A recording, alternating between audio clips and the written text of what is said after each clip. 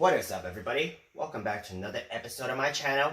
My name is Yangji, and today I am going to be talking to you guys about 3 things that you should watch out for when you're doing Amazon Flex deliveries.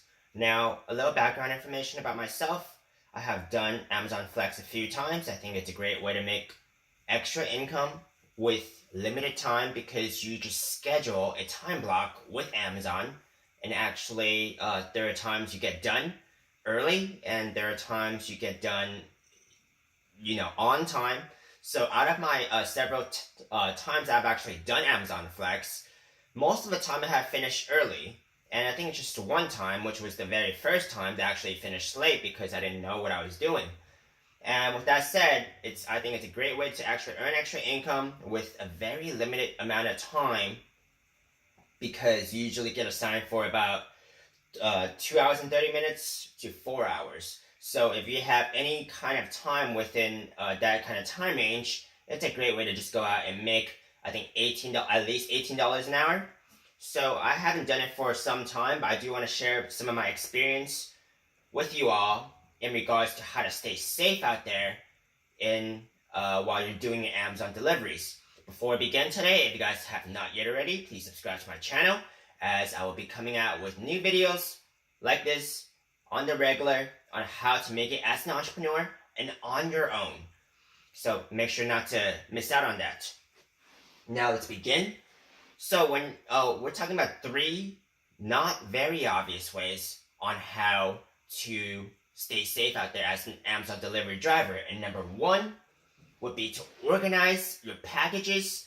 The way I like to organize my packages is I like having an alphabetical order.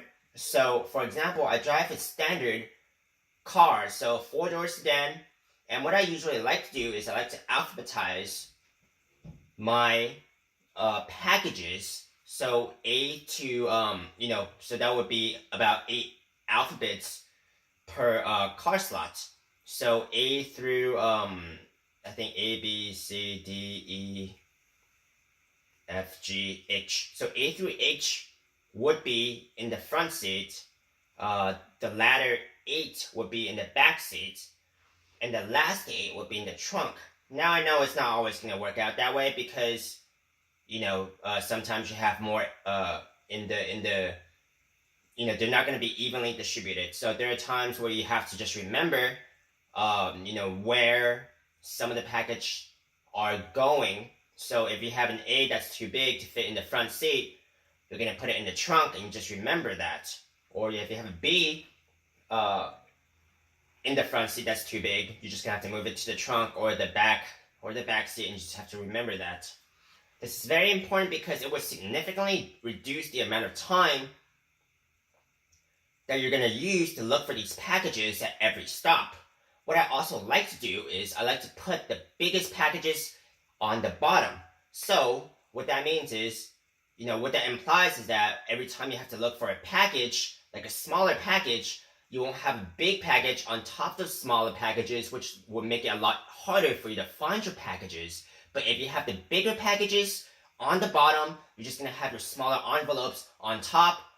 It's going to be a lot easier because they're not going to be crushed being on the bottom of your bigger packages. So that is a safety measure that, that can also reduce you the amount of time to look for these packages. And in my opinion, when you reduce the amount of time looking for your packages, aside from feeling faster, being able to complete your deliveries faster, I also feel safer because you're just not on the road looking for packages, and it just feels, you're just on the side of the road looking for packages, depending on the time of the day.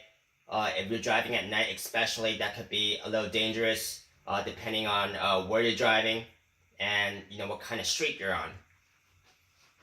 Number 2, turn off your car for longer deliveries. Now, I can explain this.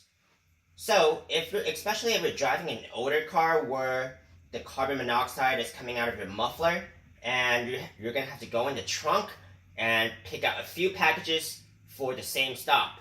Because, if you don't turn off your car, your mufflers are going to be running, and while you're looking for those packages in the back of a trunk, you're breathing in all that carbon monoxide from your car. And I know in the short term, maybe for 1 or 2 stops, you may or may not feel a difference. But for me, if you continually don't turn off your car for those longer deliveries where you have to go and find packages in your trunk, I do feel pretty bad after just working for that day, especially after you have breathed in all that carbon monoxide, and in the long run, it's not going to be good for you for obvious reasons. So turn off your car whenever you're making longer deliveries where you have to go in the back of your trunk and pick out those packages. Number 3, this is obvious to some and not obvious to some, especially me when before I learned my lesson. So I have always been comfortable with dogs, and I had the sense of if you don't mess with the dogs, they're not gonna mess with you. And this has been true for most part, and for deliveries where the dogs are actually on property, and they don't seem hostile at first. And this has been true for almost 99% of the properties containing dogs, and especially with dogs that just runs around because the owners kind of trust that these dogs are friendlier than the guard dogs. So, for most of the time, I have been fine. But there has been one instance where I came across a property and about to hand off the package to the recipient.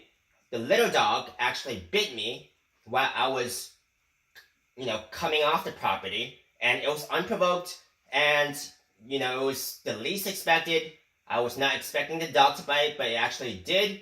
And that's when I learned my lesson to actually watch out for dogs. And if, in a later instance where you come across properties with dogs, I am not going to take the same risk.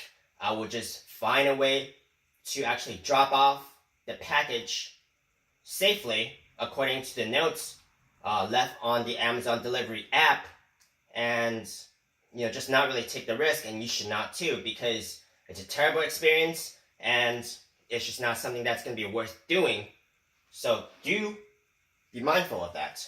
So these are my top 3 tips on how to stay safe out there as an Amazon Flex delivery driver. Let me know what you guys think in the comment below, and I hope to see you guys next time.